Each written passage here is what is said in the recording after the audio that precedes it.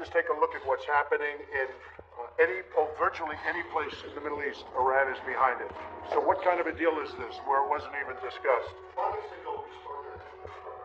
We'll find out. You'll find out about that. Won't be so easy for them to restart.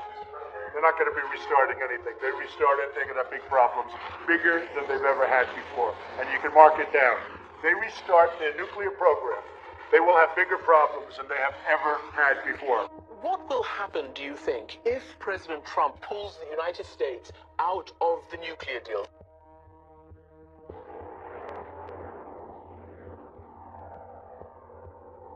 Exiting such an agreement would carry a high cost for the United States of America, and I do not believe that Americans would be willing to pay such a high cost for something that will be useless for them.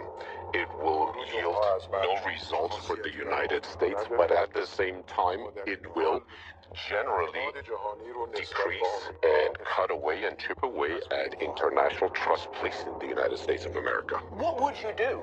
What would Iran do?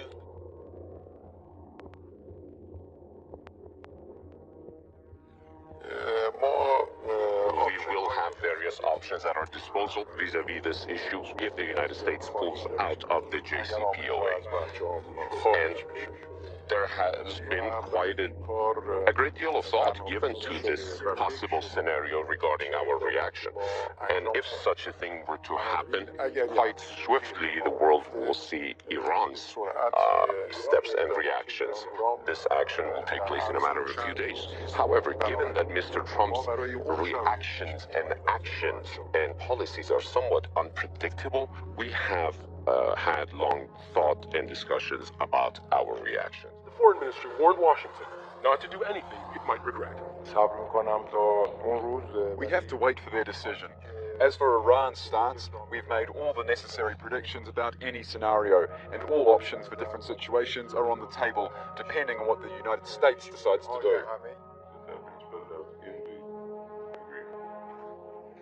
We believe that if the United States were to withdraw from the nuclear deal, the immediate consequence, in all likelihood, would be that Iran would reciprocate and withdraw from the deal.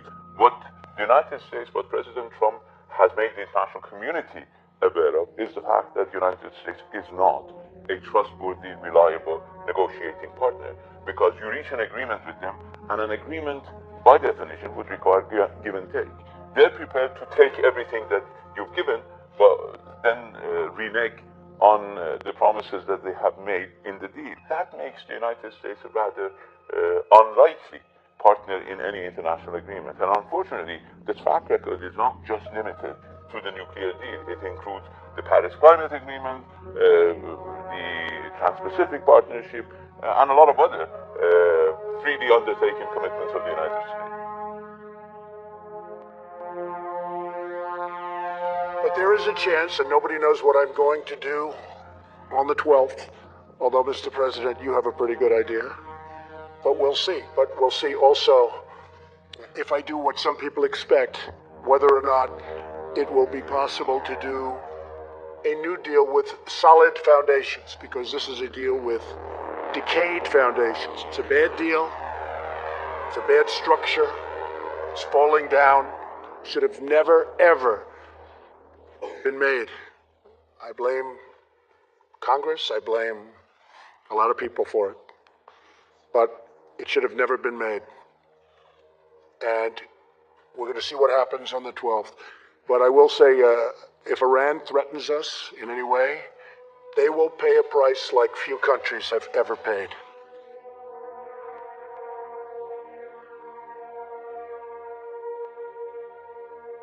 A stern warning from Iran, the country's leading leader threatening, quote, severe consequences for any country that betrays the nuclear deal. In the case of Iran's nuclear plans to build a bomb, this bomb has to be filled with enough enriched uranium. And Iran has to go through 3 stages. The first stage, they have to enrich enough low-enriched uranium. The second stage, they have to enrich enough medium enriched uranium. And the third stage and final stage, they have to enrich enough high enriched uranium for the first bomb. Where's Iran? Iran's completed the first stage. Took them many years, but they completed it, and they're 70% of the way there. Now they're well into the second stage. And by next spring, at most, by next summer, at current enrichment rates, they will have finished the medium enrichment and move on to the final stage. From there, it's only a few months, possibly a few weeks, before they get enough enriched uranium for the first bomb. Ladies and gentlemen, what I've told you now is not based on secret information. It's not based on military intelligence.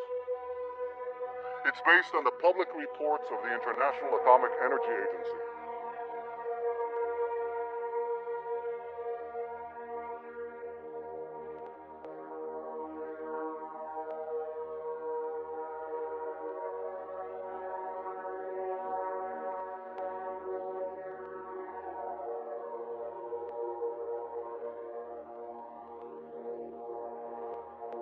So if these are the facts, and they are, where should a red line be drawn? A red line should be drawn right here.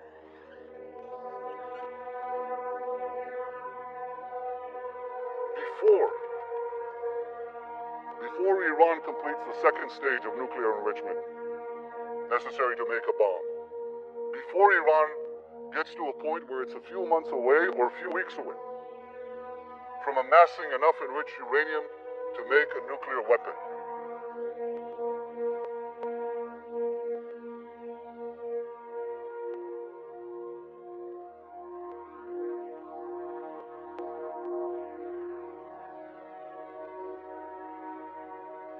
You brought up Iraq and something you said that could affect American troops in recent days. You said we should have kept the oil, but okay, maybe we'll have another chance.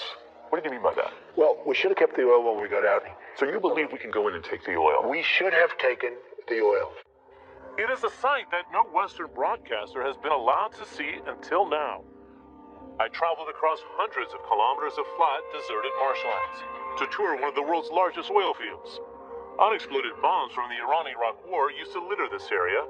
Now, beneath this former battlefield, officials say, lies some 60 billion barrels of proven reserves.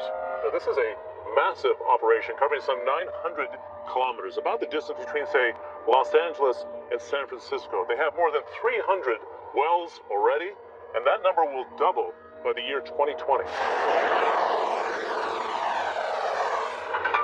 What I just say is that Iran bill is an important issue. We'll discuss about that.